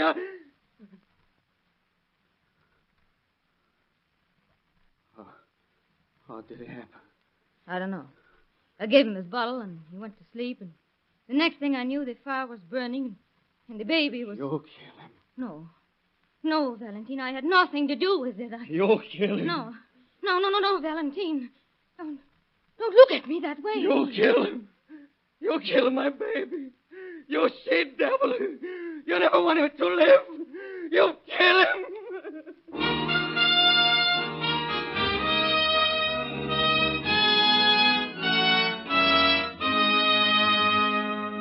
The grief-stricken father and the mother were taken to department headquarters, where, after consultation with the head of the arson bureau, the officers were convinced now that a crime had been committed. Mrs. Sabatino was taken back to the scene of the fire. Now, Mrs. Sabatino, we want you to show us where you put the baby's buggy when you left him out here. Right there between the two houses, and they walk. Which way was his head? This way, north. Well, then the sun couldn't have struck that bottle, Harris. Oh. Hey, wait a minute. Huh? There's a place on the walk where a match has been struck. Where? There. Who struck a match there, Mrs. Sabatino? I don't know. Yes, she does, Huh? too. I saw her strike a match there this morning. You shut your trap. Not so fast, lady. Come here, little girl. What's your name? Esther. How old are you, Esther? I'm 10. You live around here? Uh-huh. I live right back there in that house. And you say you saw Mrs. Sabatino strike a match here this morning? Yes, sir. What'd she do with it? I don't know. She's lying. Maybe. Now, just keep quiet. You didn't see what she did with the match? No, sir. She went back of the house with it, and I was over in my yard. How long was that before the fire? Oh, just a little time. My mama called me and told me to go to the store, and I ran. Mm-hmm. What else did you see? I saw the matches. You keep quiet or I'll slap you. No, you won't do anything. You saw what matches, Esther? The matches that she throwed away. Oh, where'd she throw them? Right back there by that piece of tin, by the wash sink. Oh, are you sure they were matches? Oh, yes, sir, I'm sure. Well, what makes you so sure? I picked them up. Oh, you picked them up. What'd you do with them? My sister, well, that is my brother's wife, she made me throw them away. Why? She said they might think that I started the fire. Where'd you throw them? Right back where I found them. Harris, see if the matches are still there. Oh, they ain't there now. Oh, where are they? Emma picked them up and gave them to her mom. You little liar. Quiet. Who's Emma? She's Mr. Sabatino's sister. She's older than me. Uh-huh. You saw her pick the matches up? Yes, sir. She gave them to Mr. Sabatino's mother. Well, Esther, was this before the fire? Oh, no, sir. It was after the firemen had been here. Emma saw Mrs. Sabatino wringing out the diety, too. Oh, when was this? Just before the fire started, I smelled the gasoline. Where? Well, she wrung the diety out. I'll pay you back for this, you little... Oh, you won't do a thing to anyone, sister. I'm about fed up with your threats. Esther, show me where you saw her wringing out the diety. Well, I didn't see her, but Emma did. It was right over there by that sink. Let's go over and look at it. Emma asked her what she was doing, too, but Josephina wouldn't tell her. She said it was a dish rag. Did Emma think it was a dish rag? No, sir, it was a diety. Emma saw her get it off the clothesline. Is this the sink? Yes, sir, right there. Mm-hmm. I do smell gasoline around here. Is that where you found the matches, right back behind the sink? Yes, sir, that's the place. Well, you wouldn't play with matches, would you? No, sir. My ma'd hit me if I did. It's dangerous. You bet it is. Now, Esther, did you see Mrs. Sabatino after you got back from the store? Yes, sir, she was out in the backyard. Or was that after the fire? Yes, sir. Was she crying? No, sir, but Mrs. Sabatino's mother was crying, and I cried, too. I'll bet you did. Were you scared? Yes, sir. Well, Esther, you've been a good little girl to tell us all these things. You better run along and play now, though. We want to talk to Mrs. Sabatino. Okay. And don't play with matches. I won't. Mama'll hit me if I do. It'd have been a good thing if somebody'd hit you, Mrs. Sabatino, when you started playing with matches. That brat's full of lies. Maybe. What'd you do with that gasoline you soaked that cloth with? There wasn't any gasoline. Now, don't hand us that stuff. Where is it? You wait here, Harris. I got a hunch. What now? I'm going under that house and look for a gasoline can. You won't find anything under there. You hope? I don't know what you're trying to do, but if you believe that kid, you're crazy. Maybe we are. But just the same, I believe her. You think I'd kill my own baby? Has been done. Okay, Harris, I found it. Big one? Oh, only a gallon can, but half of it's gone. How about that, Mrs. Sabatino? I don't know anything about it. I thought you said there wasn't any gasoline around the place. Where was it? Clear over in the back on the top stringer, right against the floor. Oh, that's the stuff my father-in-law uses to clean the paint off his hands. Maybe it is. We don't think so. Come on, let's get started. Where to now? The county morgue.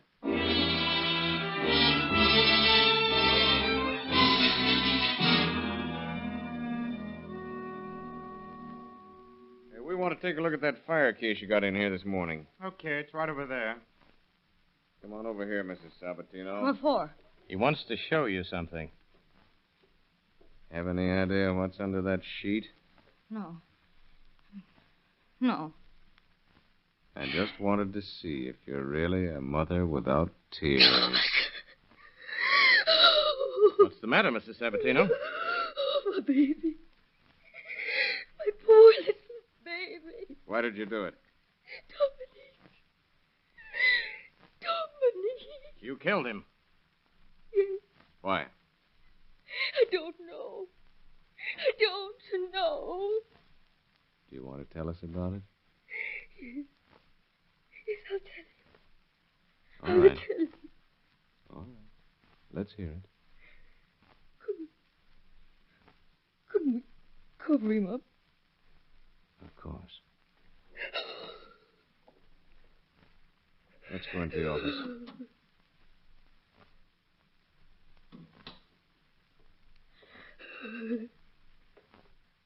Now begin at the beginning and tell us all about it. Well, it happened all of a sudden. This morning, I made up my mind to do something despite my husband. I asked him for some money to pay the milk.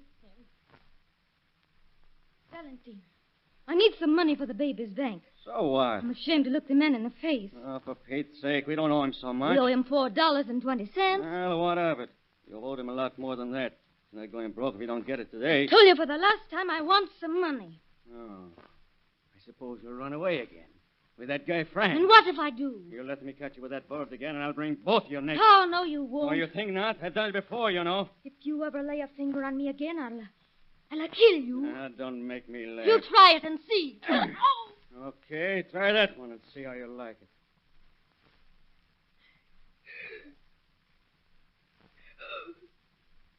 And then my husband left. I want to work. I tried to think of some way to get even with him, to hurt him. He is stronger than I am. I couldn't do anything to him. And I knew he would beat me again the way he used to before the baby was born, before we were married. I had to find some way to hurt him.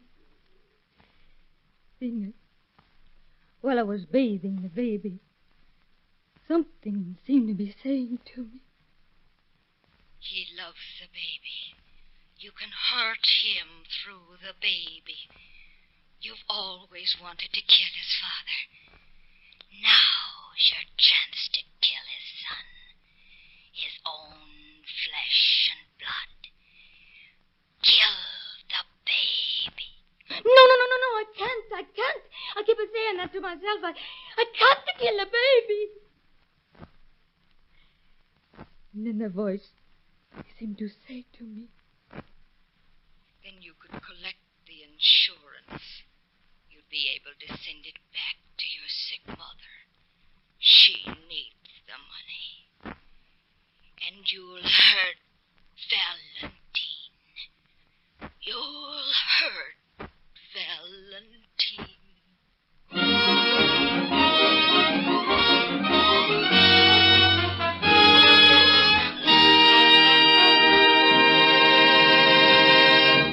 In just a moment, we shall hear the concluding facts regarding this story. Friends, Rio Grande presents Calling All Cars as a thank you to many thousands of loyal patrons and as a suggestion to others that you also may enjoy the benefits of police car performance, Rio Grande cracked gasoline, and that indestructible lubricant, Rio Lube, the newest and finest motor oil sold in the West. And now, Captain Emery. Mrs. Sabatino, whose name we obviously have changed, was brought to trial, found guilty of murder of her son, and sentenced to life imprisonment in San Quentin. Judging from the trouble he later encountered, her husband apparently lost his reason. Stark tragedy has dogged the entire family. Another and most conclusive proof of the statement that crime does not pay. Thank you, Captain Emery.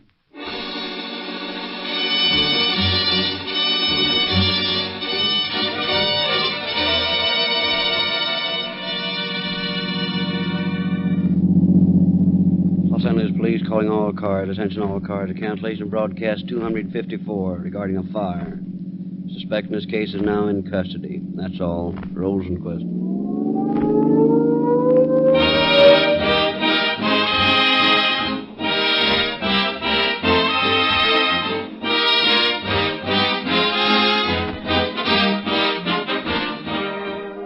This is your narrator, Frederick Lindsley, bidding you good night for Rio Grande.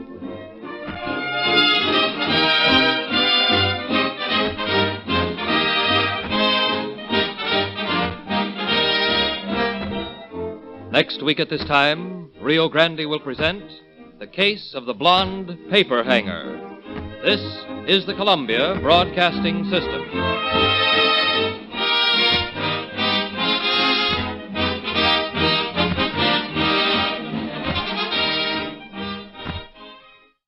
The roof made a groaning noise that seemed to be a part of the damp air that made the candle flames motionless as the eyes of a ghoul.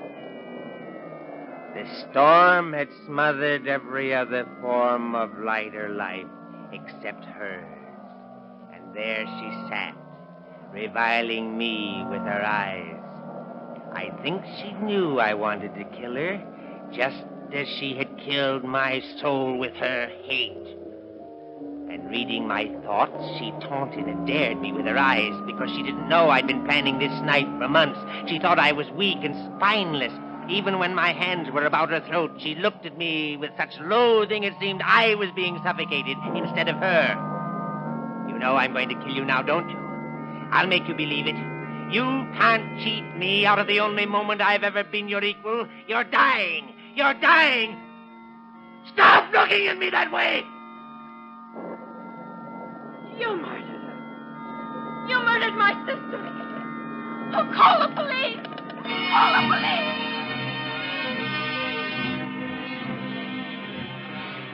Daniel Markheim was taken into custody, lodged in the Hollywood police station. Next morning, Detective Lieutenant White and his partner Joe Page interview the prisoner.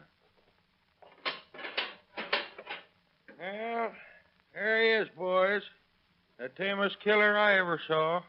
A hangover like that Bird's got would tame anybody. About the worst third degree you could give that guy is to hold a cup of black coffee just out of his reach. Hey, you. Come on. We want to talk to you. Oh, my head. Sit up. Come on, tell us your story, and we'll give you a nice new box of aspirin. Go away. Where'd you hide your wife's body after you murdered her? Let me lie down. Oh, no, you don't. Come on, open up. Tell us where you hid your wife's body, and we'll let you lie down. A long time. I don't know what you're talking about. Go away. Come on. Stop stalling. I don't suppose you remember anything about last night. Where am I? In the lion's den, Daniel. And you'll have as much chance of getting out of one as you'll have this. What am I in a jail for? Oh, my head. Oh, now, wait a minute. This is getting a little tiresome. You remember going to a party last night? No. You don't remember going to your sister-in-law's home and telling her you'd killed your wife? Me? Kill my wife? Are you crazy? Is this a joke? It's no joke, sonny boy. There were several witnesses to your confession. So just quit the act and let's save a lot of time. I don't know what you're talking about. I bet you don't. Honest, I don't. I don't remember a thing about last night. I remember reading some books and drinking a little liquor, but that's all. How about the trip to your sister-in-law's house? Well, I remember going there, but it's the last thing I do remember. Attention. Special announcement. Next week, Calling All Cars will come to you at a new time on a different day, Friday at 7:30. Remember, next week, Calling All Cars on Friday at 7:30.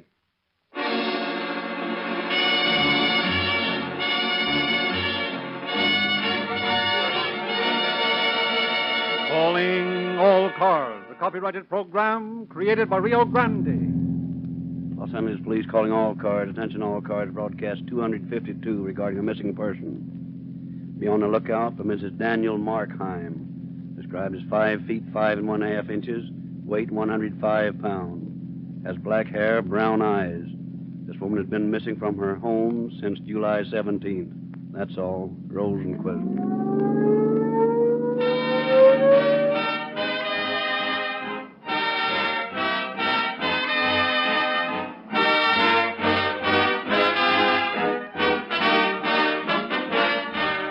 Calendar says summer is over, and before long, several radio programs that took a layoff during the warm months will return to the air.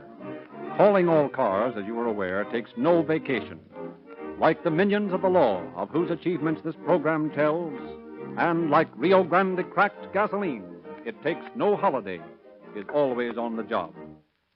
Incidentally, friends, that is only one reason why Rio Grande cracked is the gasoline of public servants, the most highly recommended in all the West. The drivers of your police cars, fire engines, ambulances, and other public serving equipment prefer Rio Grande Cracked for other reasons. They take their hats off to this great motor fuel because it's quicker starting, no choke acceleration, maximum power, speed, and money-saving mileage are all rolled into one phrase: real police car performance. There is only one Rio Grande Cracked gasoline, and you'll get the same superior motor fuel as that which powers the cars of your public servants. Get a tank full of Rio Grande Cracked in the morning, friends, and begin getting the best your car can give.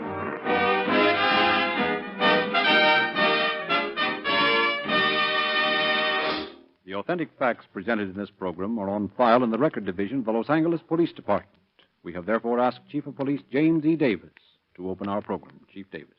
Tonight's story is one of those storybook affairs that occurs in every department of law enforcement sometime or another. Because as long as men let passion rule them, there will be crimes of violence. And as long as there are crimes of violence, it will be necessary for police officers to use their wits to capture the criminal. Irrespective of the criminal's motives, his intellect, or his method, he will eventually awake to the fact that very definitely crime is not a paying proposition. Just how this fact was brought home to the man in tonight's story, we shall learn as the program progresses. I shall reserve further comment to the end of the program.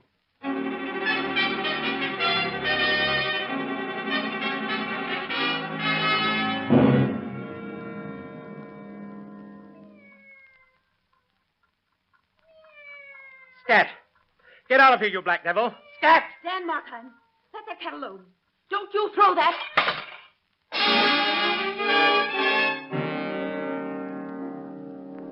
On the morning of July 17, 1932, a woman walked into the Bureau of Missing Persons in the Los Angeles Police Department. Good morning. May I do something for you? Well, I'd like to know how to go about finding a missing person. They told me in the homicide room across the hall that I'd have to come over here. Well, that depends a great deal on the circumstances surrounding the disappearance. Well, perhaps I could put it this way. If I could give you all the information you need about the person, will you have to question anybody else? Well, not if there are no criminal elements involved. Oh, I'm sure there are not. You see, I'm not even sure my sister... It's my sister I'm hunting for. I'm not even sure she has disappeared. Her husband says she's just gone away for a visit. Well, doesn't he know where she is? No, he says he doesn't. You see, he's a very timid man. Sort of Casper Milquetoast type, if you know what I mean. Yes, I guess I do. I wouldn't want him to know that I made this report. It would upset him. Well, how long has your sister been gone? Well, it's almost 3 months now. 3 months? And you're just now questioning it? Oh, yes. You see, she's gone lots of times before without telling any of us where she was going. But, well, this is the first time she's been gone so long. Well, if you'll just give me a description of your sister, we'll get out a bulletin on it. We'll let you know if we hear anything. Oh, thank you so much. I do hope nothing's happened to her.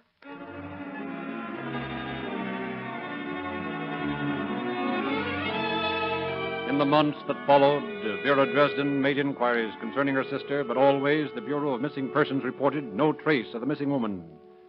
3 years pass. Vera has risen steadily from an extra player to bit parts in pictures, and at last has received her first important part. Hey, shut that music off. I think a toast is in order. Well, it had better be good. I'm just beginning to get this cowboy interested in dancing. Oh, shucks, Miss Vera. I can throw a steer. Oh, one of those white flame cases, huh? All right, Markheim. Here's the story you told at the party. See if it will ring the bell inside of that thick head of yours. Now, according to the witnesses, you came in drunk.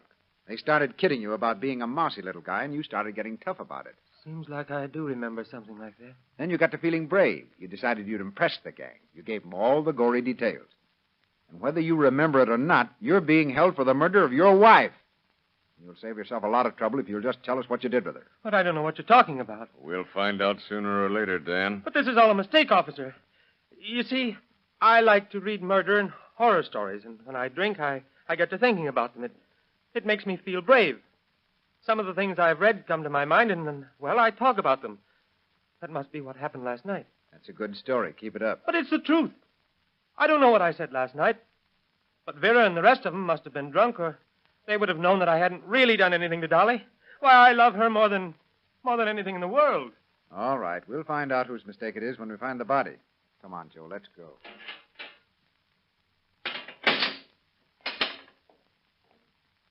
What do you make of it, John? It's about the funniest case I've ever seen. I'll bet that little runt never takes another drink as long as he lives. Do you believe his story? Sure I do. That guy's suffering from an inferiority and a frustration complex. He gets drunk to make himself believe he's a big shot and a tough guy. Here, take a look at this report. Now, according to this statement from the witnesses, this guy Markheim didn't say he killed anybody. They just put 2 and 2 together.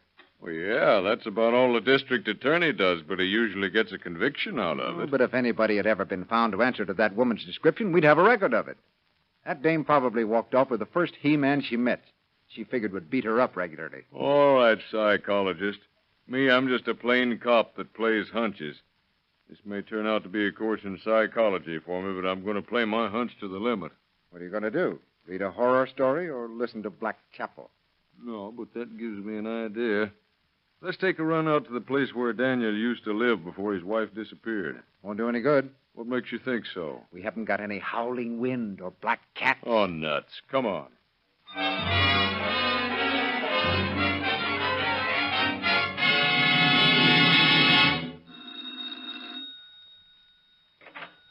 I don't want to buy anything. Whoa, wait a minute. We're not selling anything. We just want to ask you a few questions. We're police officers. Police? Well, what do you want here? Now, there isn't anything to be alarmed about, lady. We'd just like to know how long you've been living here. Well, I don't see what you want to know that for. Now, why don't you tell us and don't argue about it? Well, About 3 years. And that's 3 years too long. A whole lot better not in dance. You're telling me? Ladies and gentlemen, let's start over. Hey, dearly beloved, we're gathered here in the presence of this radio and these witnesses to do honor to a most clever and promising young actress, Vera Dresden. Here's to the day when we celebrate Vera's first starring part. For an actress that's been promised a star's part, you sure look mighty forlorn, Miss Vera. You ain't going moody on us, are you? Oh, no, Bud. I'm not going moody. I was just thinking about my sister. You ain't never heard from her, have you? No, it's been 3 years now. I thought you and Dolly was pretty fond of each other. We were. We were twins, you know. Yeah. I saw Dan on the street this afternoon. That brought it all back. First time I've seen him for almost a year. Daniel the mouse. I don't blame Dolly for walking out on him. Oh, for crying out loud. Who's that? I'll go see. No, Arthur. Oh, it's you. Well, I was expecting you. Greetings, my beautiful sister-in-law. May I come into your parlor? Yes, come on in. I'm just in the mood to tell you a few things. Well, if it ain't Daniel, the lawn tamer. And drunk as a lord. Well, shuck my boots. The little rabbit is drunk. Yeah, I'm drunk. So what? And I ain't no rabbit. I'm a man, see? Yes, you must be. If you were half a man, you'd have my sister with you, or at least know where she is. Maybe I do, sister. Maybe I do. Oh, forget it. Let's have a drink. Sure, I'll have a drink. How long have you been drinking this time? What's it to you? I'll drink if I want to. I'm a human being, see? I got my rights. All of my life I've been kidded and kicked around. But I'm a man, see? Sure, I'll drink. Because when I drink, nobody kids me. They haven't got the nerve. I'll bet you read a mean dime novel. Listen, I'll knock your teeth out if you talk to me. Oh, give him a drink. Give him a big one. All If he ever took candy away from a baby, I'd respect him more than I do now. Maybe on a hog time, so we'll all be safe. Laugh, you saps. That's all you got in your empty heads is foolish ideas. Stop twiddling your thumbs, for it annoys me. I'll do what I please. I said stop it! There. That's better. Much better. Now, let's have a little radio music. A little appropriate music, if we can find it. I'm going to tell you a story. Oh, shut that thing off. Quiet, you. I'm going to tell you, all you brave people, a story, a ghost story. Quiet. Have you ever been in an old house that creaked when the wind blew against it? When the rain and